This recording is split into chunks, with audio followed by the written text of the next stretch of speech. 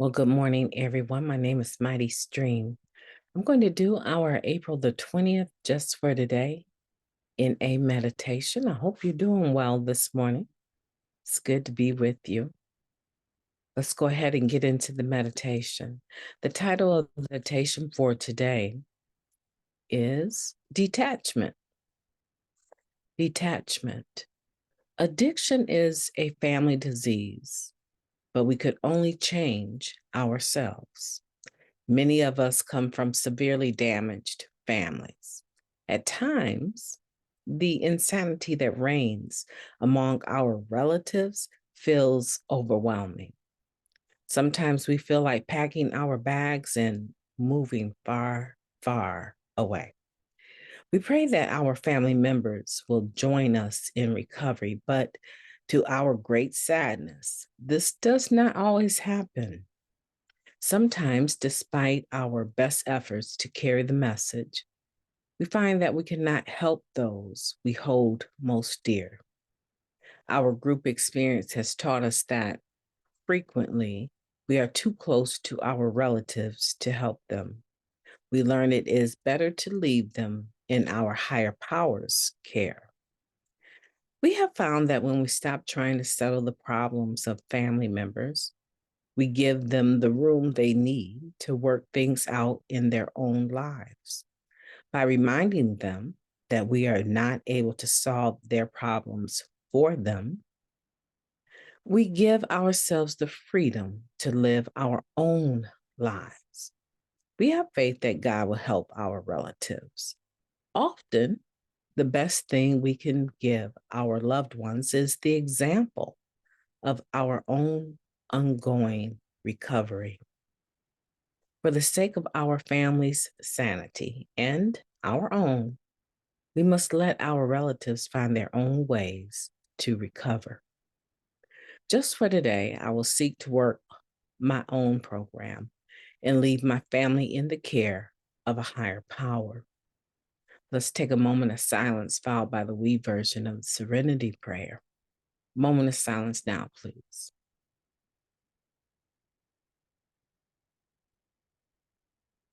Thank you. God, grant us the serenity to accept the things that we cannot change, the courage to change the things that we can, and the wisdom to know the difference. Just for today, please and thank you. This is a marvelous meditation. There's an author by the name of Melody Beattie, and she writes books on codependency. Her daily meditation book that I really love is called Letting Go, The Language of Letting Go. And not trying to promote her or anything like that, but just thinking about this term, detachment. That's a topic that she writes about quite frequently. I was introduced to it as a very young person, and I enjoyed what I learned. I learned that it was absolutely okay to allow other people to operate without becoming totally enmeshed or enmeshed at all in their lives. That it did not mean that I didn't love them. It did not mean that I didn't care. It did not mean that I hated them. That was a big one for me. I thought that I needed to attach myself to everything, everybody, whatever their situations were. I wanted to pass through them in the spirit of pseudo love.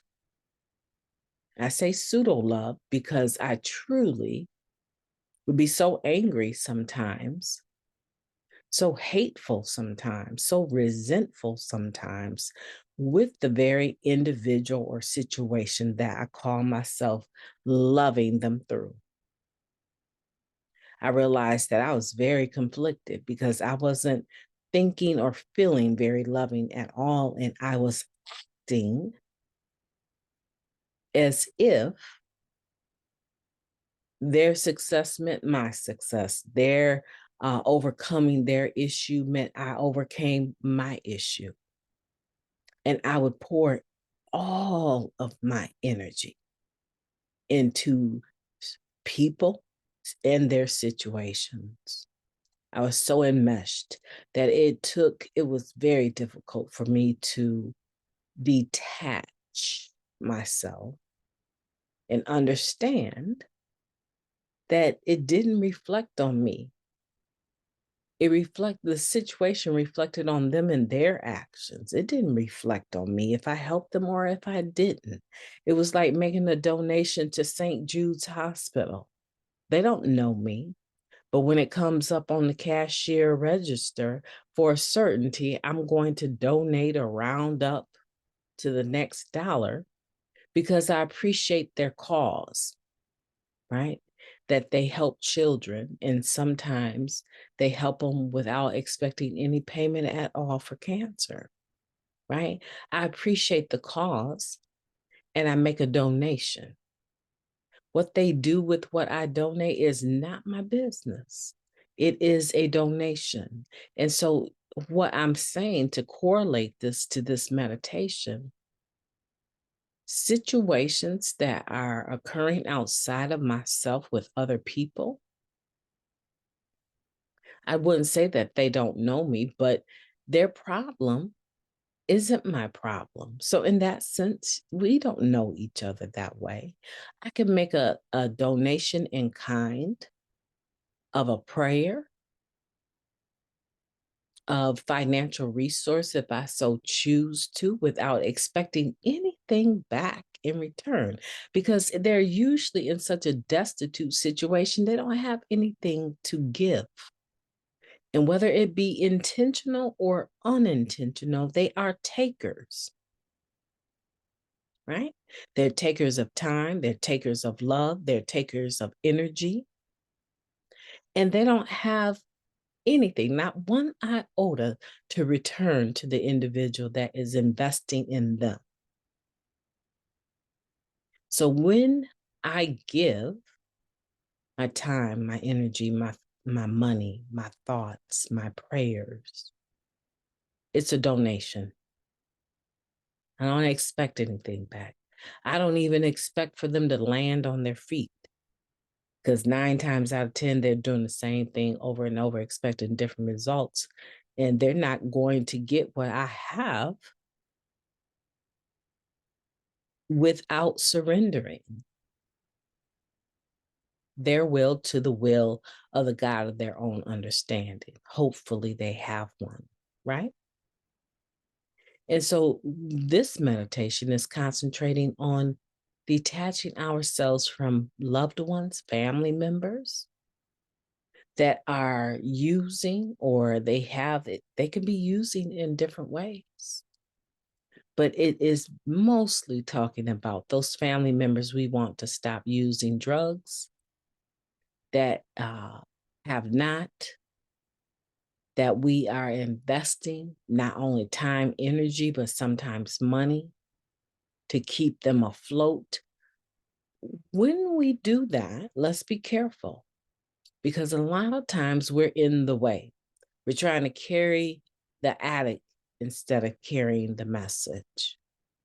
We're carrying the addict in their mess instead of our recovering addict's message.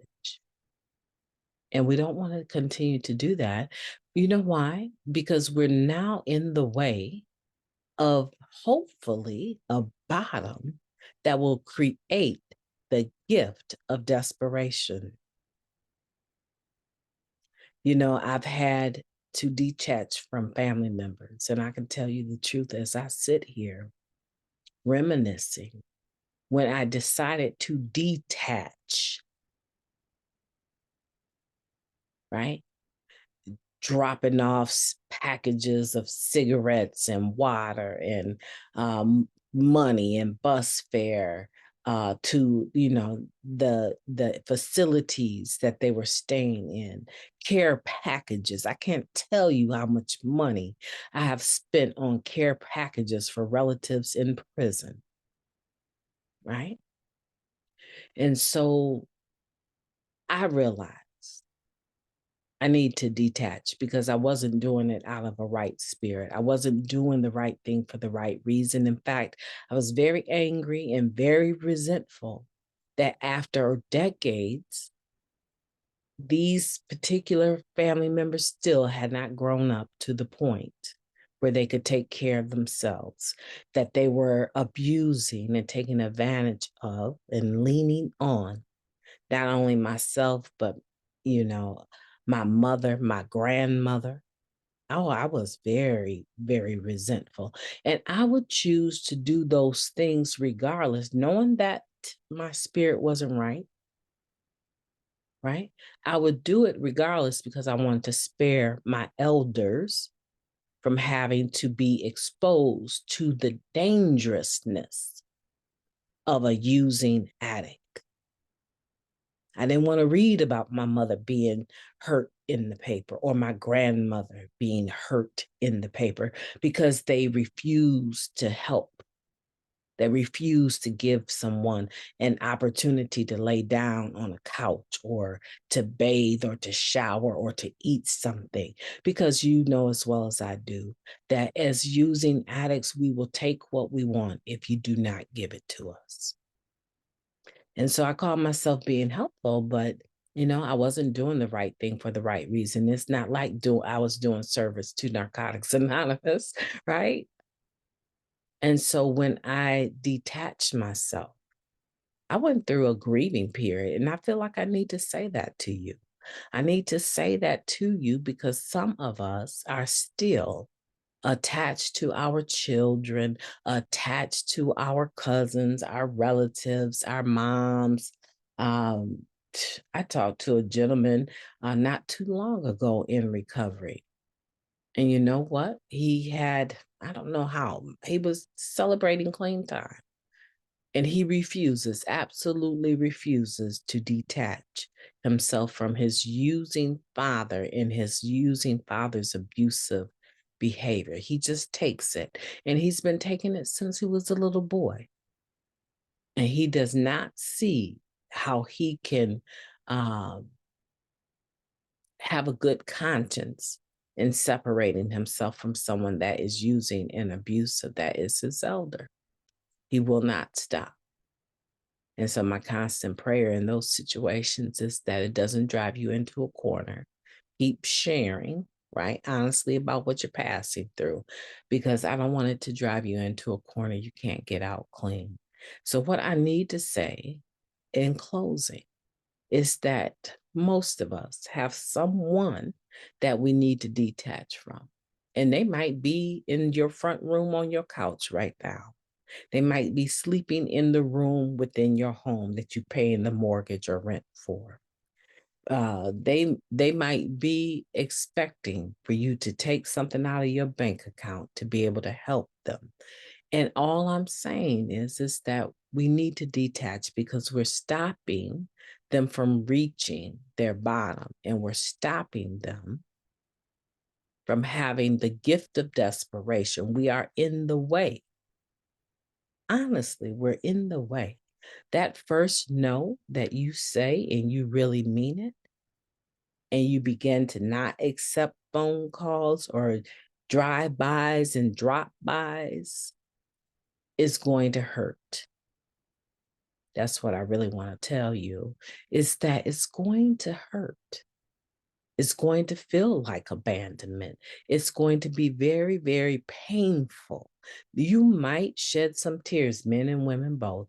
You might shed some tears in this process of detachment. But I guarantee you, if you look back at your own act of addiction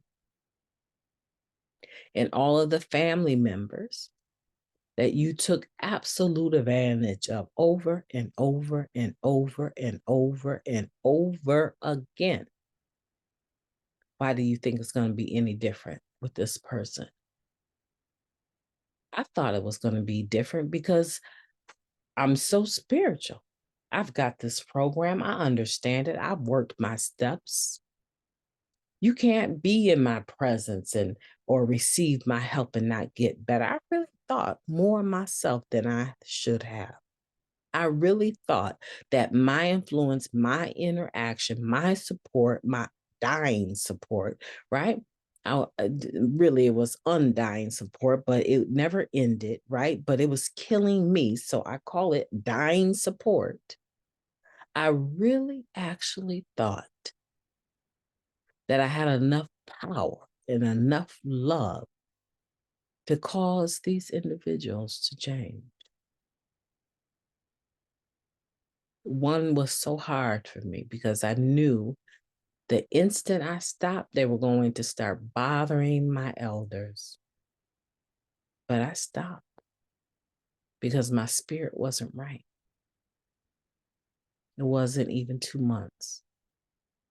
And this particular loved one was shot down in the streets.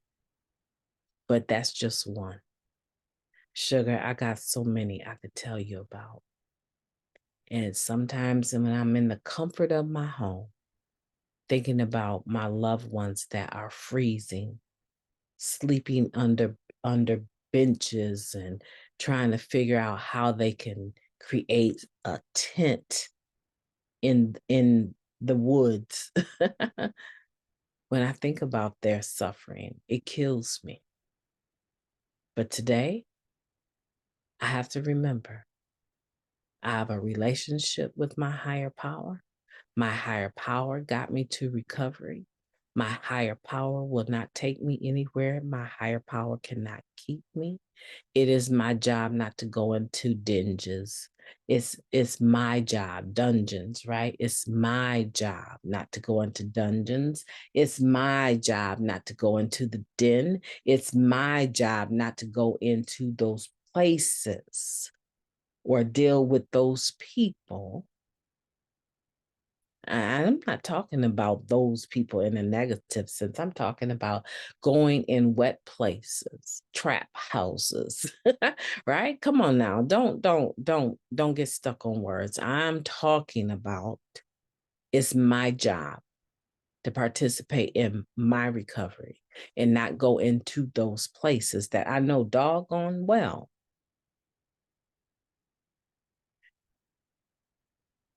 would be a trigger or is a dangerous setting.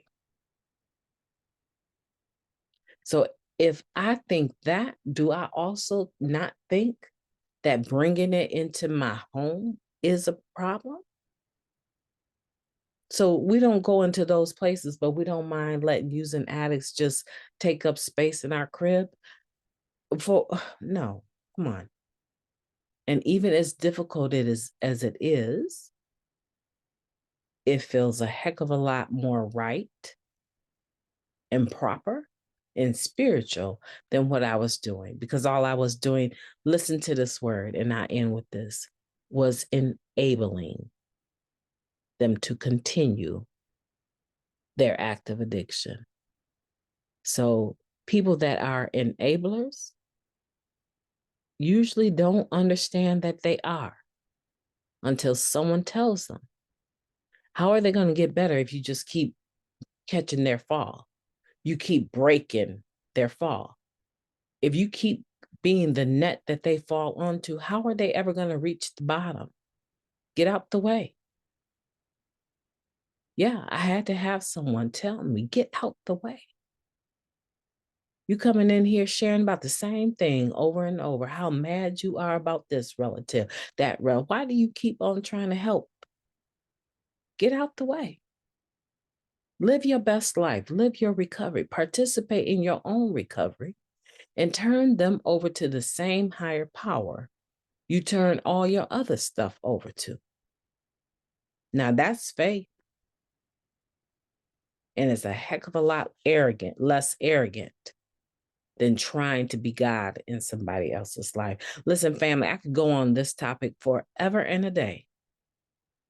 I really could. I've hit 20 minutes or so. I could go on forever talking about the process of detachment and how it is painful, but it is highly necessary. And if you have faith that your higher power will also take care of those individuals, those loved ones, those family members you're worried about.